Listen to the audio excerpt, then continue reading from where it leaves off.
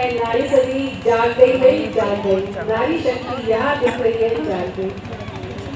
तो मित्रों आप सभी से एक बार अनुरोध करूंगी कि कमर सीधी करके मेरे साथ साथ गायत्री महामंत्र का सब स्वर उच्चारण करें।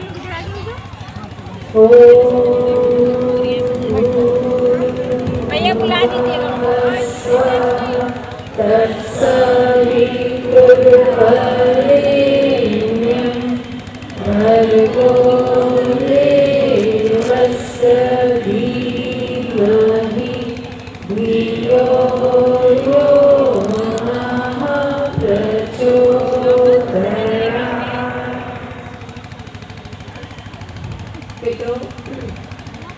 देखिए परम पूज्य गुरुदेव ने इस मिशन की, इस विशालकाय गायत्री परिवार की स्थापना प्यार, प्रेम, अपनत्व और सौहार्द की धुरी पर करी।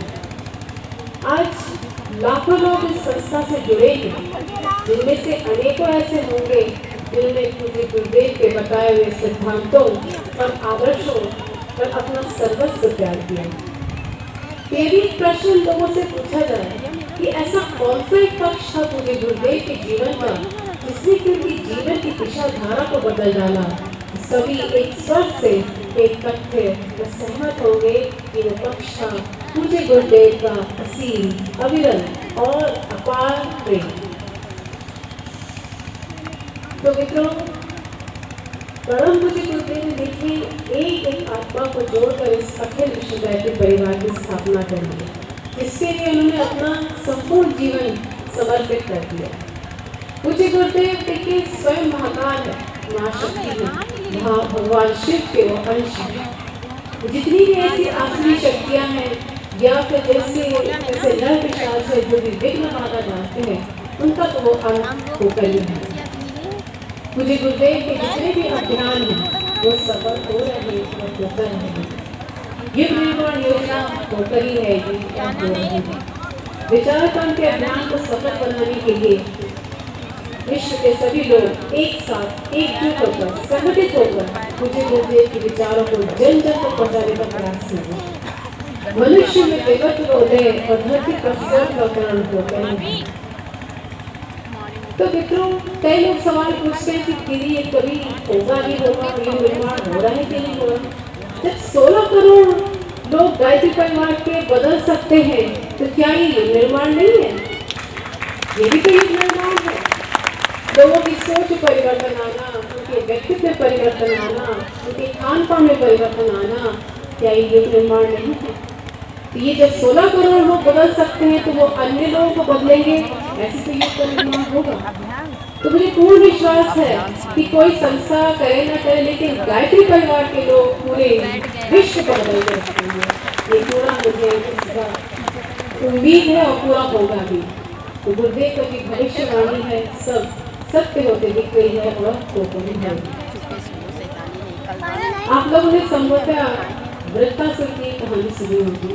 वृत्तासुर देखिए एक राक्षस था, उसको मारने के लिए महर्षि दधीचि ने अपनी हड्डियां दान में दी थी। तो जो अंतिम पंक्तियां वृत्तासुर ने बोली वो दिल को छू लेने वाली है। वृत्तासुर ने कहा कि हे भगवान, मैं अपना सौभाग्य समझता हूँ कि आज जब आप वज्र बनकर मेरी गर्दन पर गिरेंगे तो जो क्षण और सानिध्य मुझे प्राप्त होगा वो मुझ जैसे पातक और पापी को परिष्कृत करने के काफी है। मतलब इस क्षण के लिए उतना खुश था कि भगवान जब के वज्र के गिरेंगे गर्दन पे तो वो क्षण सानिध्य के लिए कितना महत्वपूर्ण होगा। तो भाई बहनों, जब वृत्तासुर ने अपने जीवन के 100वें हिस्से को अपना सौभाग्य समझा तो हमारा जो वर्षों से गुरुदेव माता जी से जुड़े हैं, उनका सानिध्य प्राप्त कर रहे हैं, उनका प्यार प्राप्त कर रहे हैं, उनका मार्गदर्शन प्राप्त कर रहे हैं, हम लोग कितने सौभाग्यशाली हो सकते हैं इसकी हम कल्पना भी नहीं कर सकते। तो ये हमारी धरती का सौभाग्य है, हमारी धरती की खासियत है। यार शांत बैठो, 50 निगाह है आप कहीं देखिए, अभी मैं झूला झूल रहा हूँ। संदेश होती है जब मानवता असहाय पीड़ित होती है, दुखियों को दूर करने के लिए और संस्कृति के पुनरुत्थान के लिए पूज्य गुरुदेव वंदे मातरम शक्तियाँ इस धरती पर आती हैं। पूज्य गुरुदेव का व्यक्तित्व हम सभी जानते हैं कि क्या थे। एक युग ऋषि ऋषा के रूप में, ऋषि के रूप में, फ्रीडम फाइटर के रूप में, एक वक्ता के रूप में, एक मार्गदर्शक के रूप में, एक सुधारक के रूप में। उनके व्यक्तित्व का ऐसा कोई आयाम नहीं है जिसको हम असाधारण करके आंका जा सके। तो पूज्य गुरुदेव वंदे मातरम की शक्तियाँ हम सब के बीच आई कुछ उद्देश्य रहे। और उद्देश्य क्या थे? जैसे आने वाली विश्वाओं से इसमें सावधान करने के लिए और इतने समय से लिखा हुआ लेख लोगों को पहुँचाने के लिए, गायत्री और यज्ञ को घर घर पहुँचाने के लिए, इसके अलावा दुखों का दुख दूर करने के लिए, अधर्म से धर्म की स्थापना के लिए, नारी जागरण के लिए पूज्य गुरुदेव वंदे मातरम शक्तियाँ इस धरती पर अवतरित हुई। तो हम लोग बहुत सौभाग्यशाली है कि इस जन्म में हमें पूज्य गुरुदेव वंदे मातरम जी का काम करने का सौभाग्य मिला। कई लोग सोचते होंगे कि अरे हम अपनी भौतिक दुनिया छोड़ करके हम इस दुनिया में आ गए तो हम कैसे जिएंगे, कैसा होगा। कई लोग के विचारों में आती है ऐसी बातें, तो ये स्वाभाविक है। लेकिन हम लोग को बाद में समझ में आता है कि वो शक्तियाँ आपको खींच करके इस मिशन से जोड़ा है, वो शक्तियाँ आपको यहाँ लेकर के आई हैं कि आपको पूज्य माता जी का काम करना है, इस मिशन को आगे बढ़ाना है।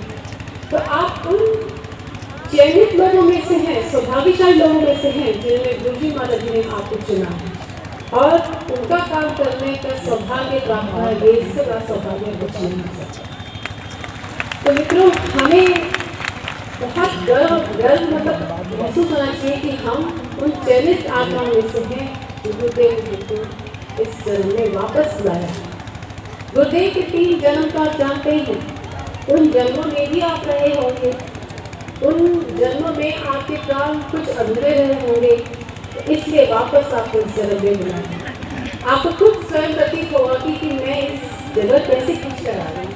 वो शक्तियाँ आपको खींच कर लाने आती हैं और आपसे काम करवा भी लेती हैं, चाहे आपका मन हो या ना हो, लेकिन वो आपसे करवा लेती है। ये सबका एहसास होता ही नहीं होता। तो ये हम लोग को क्या है, एक तरह से अपने आप को समर्पित कर देना चाहिए, सरेंडर कर देना चाहिए कि भगवान आपने हमें जन्म दिया है, इसमें हम आपकी जो भी काम कर सकते हैं पूरे भक्ति भाव से, पूरी श्रद्धा से, पूरी आराधना के साथ आप करेंगे, आपको भी मन में खुशी होगी। बेमन से करेंगे तो आपका ही मन हटेगा। तो गुरु का काम करने के लिए हमेशा समर्पित भाव से काम करिए। देखिए, गुरु ने आपकी उंगली थामी है तो वाकई आप निहाल हो गए हैं। गुरु आपको कहाँ से कहाँ पहुँचा देगा और कहाँ से मार्गदर्शन मिलते रहेंगे और निरंतर आपकी रक्षा, जो आपकी इच्छाएं होती है पूरी होती चली जाती है। तो मित्रों, जैसे हम सभी जानते हैं, अगले वर्ष, आने वाला वर्ष वंदे माता जी का जन्म शताब्दी वर्ष आ रहा है और इसके अलावा अखंड दीपक के प्राकट्य के 100 वर्ष पूरे हो रहे हैं।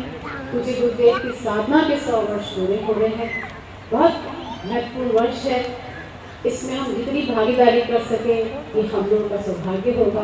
जो कुछ भी हम कर सकते हैं हमें करना चाहिए और बहुत सौभाग्यशाली समझना चाहिए। तो बिना वंदे माता जी के स्वरूप को जाने बिना हम कुछ भी कार्य योजना करेंगे वो ठीक से नहीं हो पाएगी। इसलिए आज हम वंदे माता जी के व्यक्तित्व के बारे में और इस मिशन को उन्होंने कैसे बनाया, चलाया, संचालन किया, इसके बारे में बात करना चाहूँगी। तो वंदे माता जी का प्रथम परिचय स्नेह, सलीला, सजन श्रद्धा के रूप में मिलता है। वंदे माता जी के व्यक्तित्व के कई आयाम हैं। यदि हम उनको ठीक से समझ लें तो समग्र रूप से न केवल अपने व्यक्तित्व का विकास बल्कि इस मिशन और जो गुरुदेव ने हमें दायित्व सौंपा है उसको निभाने में भी सक्षम हो सकते हैं। तो आज वंदे माता जी के बारे में बात करके हमारे अंदर न केवल एक ऊर्जा का संचार होता है बल्कि इस बात का भी एहसास होता है कि हम कितनी बड़ी शक्ति, कितनी बड़ी गुरु सत्ता से जुड़े हैं। तो मित्रों, वंदे माता जी का व्यक्तित्व कैसा था? करुणा, ममता, सेवा, समर्पण का अद्भुत संगम था। दूसरी ओर अद्वितीय संकल्प क्षमता और नेतृत्व की वो ऐसी मिसाल थी जो आपको अन्य कहीं नहीं मिल सकता। देखिए, सृष्टि के दो प्रमुख आधार हैं, एक है ज्ञान, दूसरा संवेदना। ज्ञान में कठोरता होती है और संवेदना श्रद्धा में सजलता होती है। जब तक ज्ञान और श्रद्धा का समन्वय नहीं होगा तब तक उसमें समग्रता नहीं होगी। प्रखर ज्ञान के प्रति परम पूज्य गुरुदेव है और सजल श्रद्धा संवेदना के प्रति वंदनीय माता जी है। तो परम पूज्य गुरुदेव कहा करते थे कि बेटा, ये जो मिशन है कि केवल मेरी तप साधना से नहीं बना है, बल्कि वंदनीय माता जी ने इसको प्यार और आत्मीयता से सींच कर इस स्थिति में लाने को पहुंचाया। तो आज जो हम ये विशाल का गायत्री परिवार देख रहे हैं, ये वंदे माता जी का सूक्ष्म स्वरूप है, जिसको उनके बिना इस मिशन की कल्पना कर पाना भी संभव नहीं है। वंदे माता जी अद्भुत मातृत्व की मिसाल थी, न केवल अपने गायत्री परिवार के परिजनों के लिए या अपने संतानों के लिए, बल्कि अन्य ऐसे जीव जंतुओं के लिए उनका प्यार झलकता था। ऐसा नहीं केवल अपने घर वालों से उनको प्यार था या अपने मिशन के लोगों से उनका ज़्यादा ध्यान था, हर एक जीव जंतु से भी उनको प्यार से लगता था। एक बार हरिद्वार में श्रद्धांजलि समारोह का कार्यक्रम था, तो वंदे माता जी ने सबको बुलाकर के आगाह किया कि देखो, आसपास की जंगल की सफाई करनी है, तो आप लोगों को कोई भी जीव जंतु में निकले तो किसी को भी कष्ट और नुकसान नहीं होना चाहिए, किसी को भी मारना नहीं है। स्वाभाविक है, जीव जंतु जैसे सर्प बिच्छू निकलते ही हैं, तो पहले से वंदे माता जी ने आगाह कर दिया था कि किसी को भी कोई कष्ट नुकसान मत करना, मत परेशान करना। इन बातों से पता चलता है कि वंदे माता जी का प्यार न केवल इंसानों से था, बल्कि जीव जंतुओं से भी उतना ही प्यार छलकता है। एक बार मथुरा में माता जी के पास जैसे अखंड ज्योति संस्थान में एक लड़का था जो कि मुसलमान था, तो उनका काम करता था। तो एक जो अखंड ज्योति प्रेस मशीन थी, उसकी साफ सफाई करना और बाकी छापने का काम वो करता था। तो नियमित रूप से वो वहीं रहता था। वंदे माता जी सबका भोजन बनाती थी, अपने बच्चों के लिए, घर वालों के लिए, सबके लिए भोजन बनाती थी। तो कई लोगों ने इस पर विरोध भी किया कि आप उसके लिए भोजन बनाते हैं, चलिए ठीक है, लेकिन उसके बर्तन साथ में क्यों रखते हैं? तो माता जी को पहले तक उन्होंने सुना तो बड़ा अजीब लगा कि बड़ी दिलचस्प सी बात है, इस बात पे सब लोग टोका टाकी करते हैं। फिर उनके यहाँ एक एजू नाम की महिला काम करती थी जो कि विधवा थी, उसने भी ये बात कही उन्होंने माता जी से कि आप सबका भोजन बनाती, माता जी बहुत अच्छी बात है, लेकिन इसके बर्तन आप अलग रखिए क्योंकि ये मुसलमान है। तो माता जी ने पहली बार सुना, फिर उन्होंने कहा कि देखो, मुझे देखो तुमसे ये उम्मीद नहीं थी कि तुम ये बात कहोगे मुझसे। मेरे लिए चाहे मुसलमान का बच्चा हो, चाहे हिंदू का बच्चा हो, चाहे ईसाई का बच्चा हो, मेरे सारे बच्चे ही बराबर, सारे बच्चे मेरे बराबर हैं। मैं ये भेदभाव नहीं कर सकती कि तुम मुस्लिम हो, तुम हिंदू हो, तुम क्या हो। तब से इसके बाद लोगों को समझ में आया कि वाकई हमने माता जी मानवीय इंसान नहीं, उनकी देवी के रूप में। तो ऐसी छोटी छोटी चीजें जैसे भेदभाव है, अन्य परंपराएं हैं, अनेकों कुरीतियां पूज्य गुरुदेव वंदे माता जी ने समाप्त किया। उसके लिए उन्होंने इतना विरोध भी सहा है जिसकी हम कल्पना नहीं कर सकते। जिस समय गायत्री मंत्र एक नारी जप नहीं सकती, गायत्री मंत्र जपना भी एक बहुत बड़ा, एक तरह से कहते हैं ना, बुरा मानते थे कि नारी गायत्री मंत्र नहीं जप सकती, ये भी पवित्र नहीं कह सकती, और भी चीजें जो उसको अधिकार की नहीं कर सकती। तो पूज्य गुरुदेव ने अनेकों विरोध सहकर बहनों को गायत्री मंत्र का अधिकार दिया, क्यों नहीं जप सकती नारी। और तब से लेकर आज तक देखिए बहनें जप रही हैं, सब कुछ हो रहा है, लेकिन कितना उन्होंने विरोध सहा इसकी हम कल्पना नहीं कर सकते। जो जप लेती थी ऐसा बोलते थे कि उसके कान में खोलता शीशा डाल देते थे। इतने अंध परंपराएं, ऐसी चीजों से गुरुदेव माता जी ने उन लोगों को मुक्ति दिलाई है। और आज देखिए नारियां क्या से क्या नहीं कर रही। हमारे गायत्री परिवार के बारे देखिए, कहाँ से कहाँ चूल्हे चौके से छोड़ के मंच पर ब्रह्मवाणी बहनों की टोली निकल यहाँ सामने खड़ी नहीं काम कर। ये गुरु जी माता जी की देखिए इतनी शक्ति थी, इतनी ताकत थी कि आज हमें बढ़ चढ़ कर काम कर रहे हैं। तो मित्रों, वंदे माता जी का से भी कोई आता था, 12 बजे भी कोई रात में आता था, तो माता जी उसको कभी भोजन पिलाए कभी नहीं पूछती थी। एक बार एक परिजन उनके पास मिलने आए रात को। माता जी ने एक जैसे बच्चे को भोजन परोसते खाना बनाया, खिलाया। खिलाने के पश्चात जब वो उठने लगे तो माता जी ने जो है उनकी थाली उठा ली। तो उनको बहुत संकोच हुआ कि अरे मेरी माता जी ने थाली क्यों उठाई। तो बातें छूटते ही हंस के बोली कि क्यों, घर में जब बच्चा छोटा होता है या जब घर में बच्चा होता है तो क्या माँ थाली साफ नहीं कर सकती, इसमें क्या गलत है। तो उन परिजन के आंखों में श्रद्धा के आंसू बहने लगे। वंदे माता जी जगत जननी माँ थी। एक बार एक परिजन ने उनसे पूछा कि माँ क्या आप इससे परिचित हैं, क्या आप मुझे जानते हैं। तो माता जी बोली, देख बेटा मैं तेरे रग रग से वाकिफ हूँ, मैं ये जानती हूँ कि तू इस जन्म में क्या क्या काम करेगा और क्या क्या नादानियाँ करेगा। पिछले जन्म में तू क्या करता कौन था और तेरा अगला जन्म कहाँ होगा ये भी जानती हूँ। फिर हंस के बोली कि देखो इस मिशन से जुड़े हुए जितने भी लोग हैं ये सब मेरी संतानें हैं। मैंने जन्म नहीं दिया तो क्या होगा, इस देह की एक सीमा होती है, इसलिए तुम सबको मैंने अलग अलग में जन्म दिया। लेकिन तुम सब लोग जब बड़े हो जाते हो तुम लोगों को मैं अपने पास अपनी गोद में अपने स्थिर धाम में वापस बुला लेती हूँ। वही बात सच है। तुम लोग मेरे पास आओगे तो तुम्हारे बच्चे हैं वो भी मेरी संतान हैं।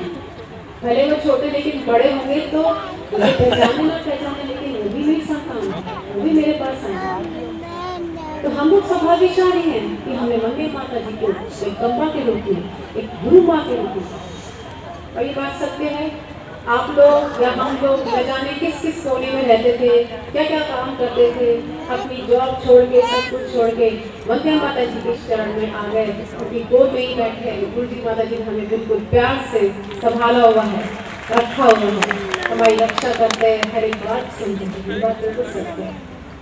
आपका उदाहरण तो मैं दे रही हूँ, मैं अपना उदाहरण में दे रही हूँ। मैं तो अफ्रीका से यहाँ आ गई शांति कुंज में, इसकी भी कल्पना हम नहीं कर सकते थे। तो देखिए गुरु जी माता जी जिसको चाहते हैं वो खींच के नहीं आते हैं। तो बच्चों वंदे माता जी का देखिए प्यार का कोई और छोर नहीं था। एक बार एक लड़की जो मुश्किल से 18-19 वर्ष की रही होगी, वो अपने 2 बच्चों के साथ लेकर वंदे माता जी के पास पहुंची और रोने लगी कि हे माँ, मेरे पति की आकस्मिक मृत्यु हो गई, ना मेरे ससुराल वाले मुझे रखना चाहते हैं, ना मुझे मायके वाले रखना चाहते हैं, मुझे आप कुछ रास्ता दिखाओ कि मैं क्या करूँ। तो खूब रोई। माता जी ने कहा कि चिंता मत कर, बिल्कुल चिंता मत कर, तू जो है बस पढ़ाई कर, अपनी पढ़ाई लगन से कर। उस लड़की ने ये कहा कि जिस जगह से मैं आई हूँ राजस्थान में एक छोटी सी जगह है अटरू, वहाँ पे ना घर से बाहर निकल सकते हैं और पर्दा प्रथा है, मैं कैसे पढ़ाई करूँ। तो माता जी ने कहा कि तू जहाँ भी है तू वहाँ बैठ के पढ़ाई कर, बाकी इंतजाम मैं तेरा कर दूँगी। माता जी ने उसको पुस्तक दिला दी, जो भी चीज़ें उसकी आवश्यकता थी उसको सब दिला दी। उस लड़की ने माता जी के कहे अनुसार पढ़ाई लिखाई शुरू करी, 10वीं पास कर ली, 12वीं पास कर ली। और वो लड़की जो बिल्कुल शिक्षित नहीं थी, आगे चलकर एक स्कूल की प्रिंसिपल बन गई है। कितना बड़ा आशीर्वाद आप सोचिए वंदे माता जी का, जो आगे चलकर वो प्रिंसिपल बनती है और बच्चे भी पढ़ लिख जाते हैं। तो ये बात आप सोचिए, गुरु जी माता जी का आशीर्वाद कितने लोगों के साथ फलित हुआ है। छोटी छोटी चीज़ हम मांगते हैं पूरी हो जाती है। कभी भी कोई कष्ट होती, कठिनाई होती है, हम तुरंत गुरु जी माता जी को याद करते हैं, हमारी समस्या का समाधान है। और न जाने लोग उस समय कितने लोगों ने क्या क्या आशीर्वाद मांगा। माँ हमारे पास घर नहीं है, हमारे पास पैसा नहीं है, हमें ये बीमारी है, हमें ये कष्ट है। गुरु जी माता जी के एक आशीर्वाद से उनकी सारी समस्या का समाधान हो गया। ऐसे असंख्य लोग हैं, जिससे भी आप पूछेगा कि परिवार से ऐसा कोई नहीं मिलेगा जो ये है हाँ मेरे साथ ऐसे नहीं है, हाँ मेरे साथ भी ऐसे ही हुआ, मेरे साथ भी ऐसा तो नहीं है। बहुत आशीर्वाद गुरुजी माता जी का बरसा है हमारे। तो माँ कौन होती है, इसकी उनकी अपनी मौलिक दृष्टि थी। वो कहती थी जो जन्म देती है वो माँ होती है, लेकिन जो माँ अपने जो जन्म नहीं होती, लेकिन जो माँ अपने बच्चे के शिक्षण, पालन पोषण और उसको अच्छे संस्कार देती है वो एक सगी माँ होती है। तो मैं सबकी अच्छे संस्कार देने वाली तुम सबकी सगी माँ हूँ, ऐसे वंदे माता जी बोलती थी। उनका आश्वासन था वंदे माता जी का कि मैं तुम सबको कभी अकेले छोड़ के जाने वाली नहीं हूँ, और जब भी तुम लोग मुझे देख के गहराई से पुकारोगे तो तुम सबके पास दौड़ी चली जाऊंगी। और आप लोग सोचते हो कि माता जी आज नहीं कल नहीं, अरे माता जी आज भी है, कल भी रहेंगी, और इस देह को छूटने के बाद भी हमेशा आपके साथ रहेंगी। ये बात बिल्कुल सत्य है, उनका आश्वासन। आप कभी भी, आप लोग भी साक्षी हैं, आपने जब भी दिल की गहराइयों से वंदे माता जी को पुकारा है, वो आपके साथ हमेशा खड़ी होगी। चाहे आप पुस्तकों में देखते हैं या किसी के रूप में आके वंदे माता जी आपकी हमेशा रक्षा करें। गुरुजी माता दोनों आपकी हमेशा रक्षा करें। छोटी छोटी चीजों की इच्छा पूरी कर रहे हैं। मेरे पास एक बार शांति ग्रुप में कोई एक महिला आई थी, तो बोली थी दीदी हमको जो है नारियल के लड्डू बहुत पसंद है शांति ग्रुप से। तो मैंने कहा अच्छा, तो आप खरीदी ले कैंटीन से। तो वो कहती दीदी पता नहीं क्यों आज कहीं बने ही नहीं या खत्म हो गए, लड्डू ही नहीं मिले। मैंने कहा कोई बात नहीं, कल मिल जाएंगे। उन्होंने इतना ही कहा कि एक व्यक्ति आता है, कहता है कि दीदी मेरा जन्मदिन है, मैं नारियल के लड्डू आपको खिलाने को लाया। तो सोचिए इतनी छोटी सी चीज जो इतने दिल से मांग रहा है कि नारियल के लड्डू खाने को नहीं मिल रहे, इस रूप में आके देखिए सामने देखिए। कुछ भी आप मांगते हैं या कुछ भी कष्ट कठिनाई होती है, उसको आपको ऐसे बचा लेते हैं जैसे कि एक छोटे से बच्चे को उठा के दूसरी जगह रख दिया। तो एक ये रूप था वंदे माता जी का। दूसरा रूप वो था जो वंदे माता जी ने शांति कुंज के लोगों को, सभी को एक सूत्र में, एक धागे में प्यार और आत्मीयता से जोड़ करके रखा। जब परम पूज्य गुरुदेव हिमालय की यात्रा किए गए थे सन 61 की बात है, तो उस समय वंदे माता जी ने शांति कुंज को एक पिता के रूप में, एक अभिभावक के रूप में, एक संस्थापक के रूप में खड़ा किया। पूज्य गुरुदेव ने अपने आप को पीछे कर लिया था और उन्होंने वंदे माता जी को आगे कर दिया था। और जिस समय वंदे माता जी मथुरा में थी, मथुरा में आप सोचिए एक छोटे से घर में रहते थे, लोगों का आना जाना, परिजनों का आना जाना लगा रहता था, परिवार लोगों का आना जाना लगा रहता था, और घर गृहस्थी के सारे काम गुरुदेव ने उनको इसकी अखंड ज्योति जो छपी थी उसका काम भी लिया था, पत्रों का जवाब भी वो देती थी, और अखंड ज्योति जो थी तो पेपर जो था घर में ही छपा करता था। स्वयं गुरुदेव भी कई बार खुद पेपर इकट्ठा करके ले आते थे साइकिल पे जाके, तब तो साधन भी नहीं होते थे। इतनी मेहनत आप सोचिए से ये सब चीजें चलती थी और काम होते रहते थे।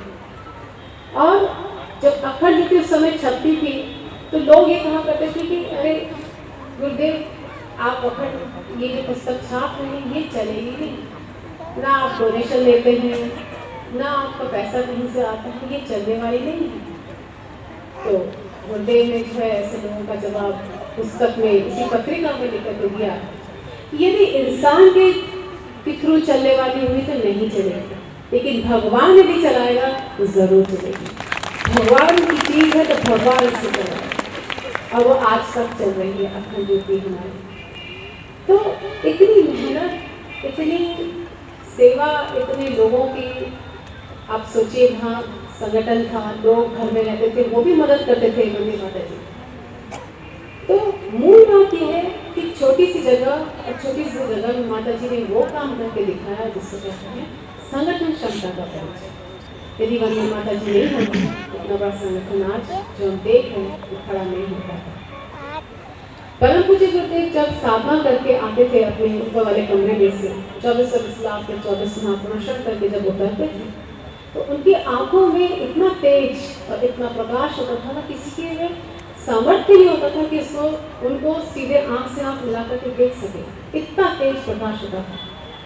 कभी कभी लोग जो गुरुदेव के साथ सहायता करते थे, काम करते थे, क्या होता था कि उनकी स्पीड में काम नहीं कर पाते थे तो कई बार उनको डांट भी पड़ती थी। जब डांट पड़ती थी तो वंदे माता जी समझ जाती थी कि उतर के आ रहे हैं, उनको डांट पड़ी है। वंदे माता जी को चाहे लड्डू खिला के, चाहे खाना खिला के, या उनको दो शब्द प्यार करके उनके सारे दुखों को दूर कर दिया करती थी कि पता ही नहीं चलता था कि क्या हुआ क्या नहीं हुआ। तो इस तरह से दोनों की शक्ति मिल करके काम करती थी।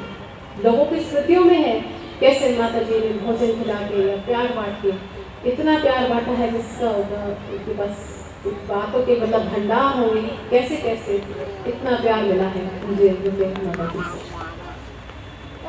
तो हम लोग सौभाग्यशाली है कि हम लोगों को दोनों गुरु और माँ का प्यार मिला। कुछ लोग होते हैं जिनको केवल गुरु का सानिध्य मिलता है, या कुछ लोग होते हैं जो केवल माँ का सानिध्य मिलता है, लेकिन हमें दोनों गुरु और माँ का साथ मिला, ये हम लोग का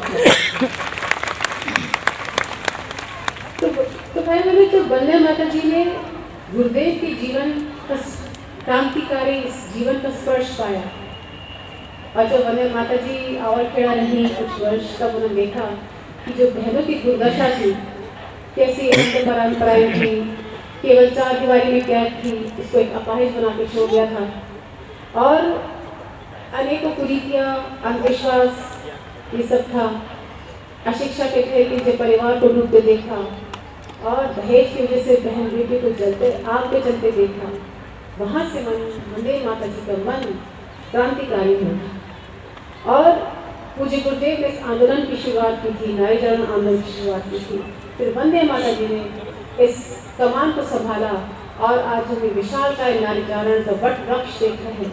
ये परम वंदे माता जी और गुरुदेव का प्रसाद। आज जो हम सुरक्षित बैठे इस वट वृक्ष के नीचे, ये वंदे माता जी की ही कृपा। तो नारी जागरण का उद्देश्य यही था कि नारियां जागें, अपनी क्षमता को बढ़ाएं, अपनी प्रतिभा को बढ़ाएं, मजबूती बुलाएं अपने अंदर, अपने पैरों पे खड़ी हो, स्वावलंबी हो और संस्कारवान हो, पुरुषों से कंधे मिला करके चले। ये इसका उद्देश्य था और आज वो दिख रहा है 21वीं सदी में सब दिख रहा है। तो मित्रों, इस संसार में मनुष्य जो है बिना नारी शक्ति के कुछ भी नहीं कर सकता, क्योंकि बिना नारी शक्ति के उसकी जो दशा जो है, कहते ना, एक बिन इंजन वाली गाड़ी जैसी हो जाती है। इस धरती पे नारी शक्ति के रूप में माँ दुर्गा का अवतरण हुआ है और नारी शक्ति की ही देखरेख और अगुवाई में ब्रह्मा विष्णु महेश की उत्पत्ति हुई है। नारी शक्ति की ही देखरेख में ब्रह्मा जी ने सृष्टि का निर्माण किया। तो यदि मैं कहूँ कि इस सृष्टि का जो मूल है वो एक नारी है, इसमें कोई अतिशयोक्ति नहीं है। कहते हैं ना, यत्र नारी पूज्यन्ते रमन्ते तत्र देवता, मतलब जहाँ नारी की पूजा होती है वहाँ देवता निवास करते हैं, अपना अनुदान वरदान बरसाते हैं।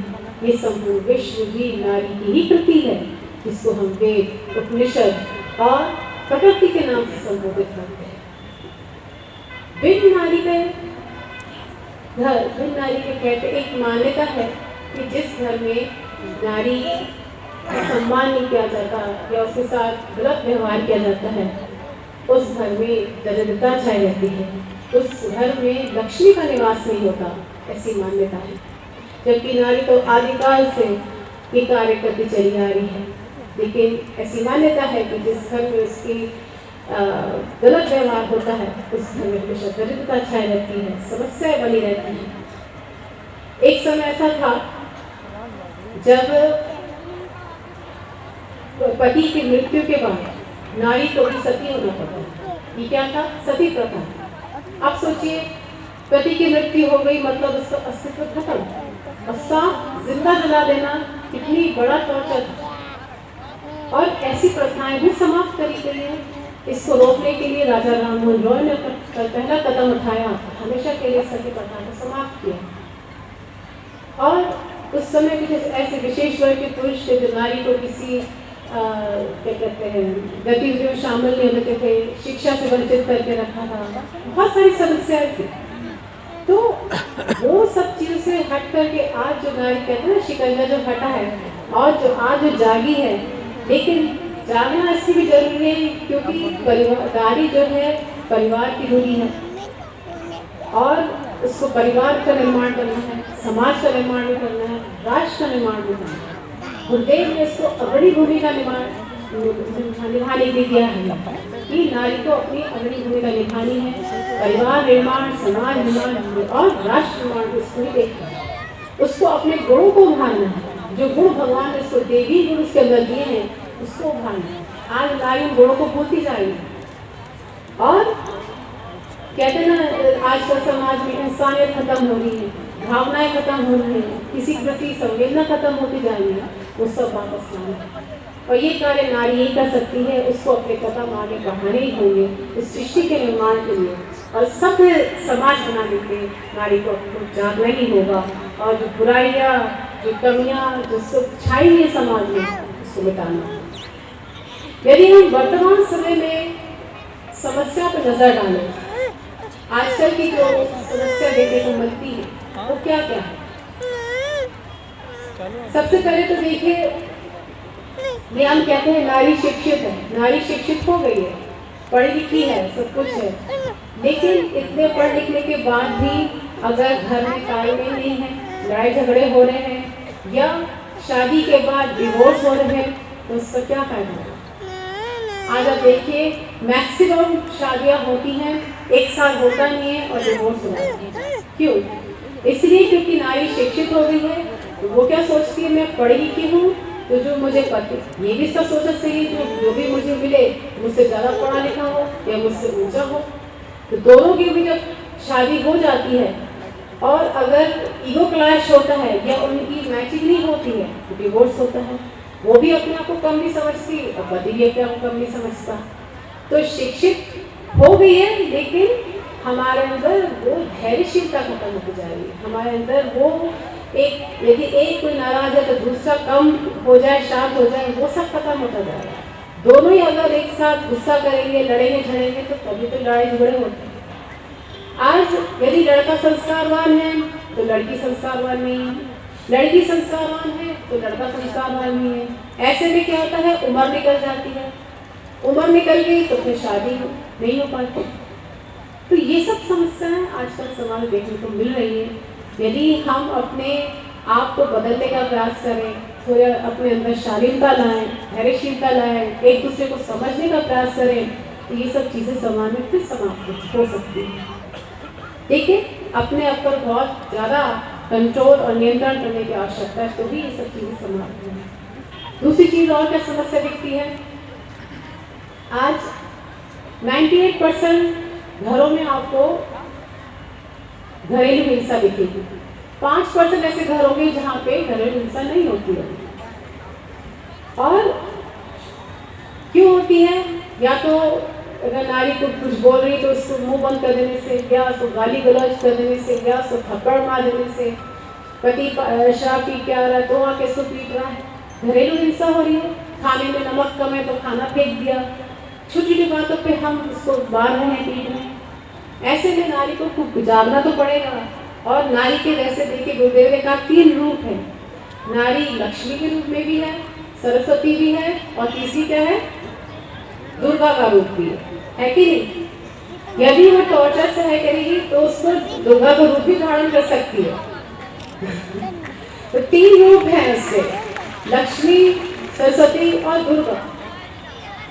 अब तीसरा रूप बहुत खतरनाक है, अगर उस रूप में आ गई तो सब सत्यानाश भी कर सकती है और ये हो भी रहा है। आज आप देखेंगे कई लड़के ये कहते हैं कि हम शब विवाह नहीं करेंगे। क्यों नहीं करेंगे?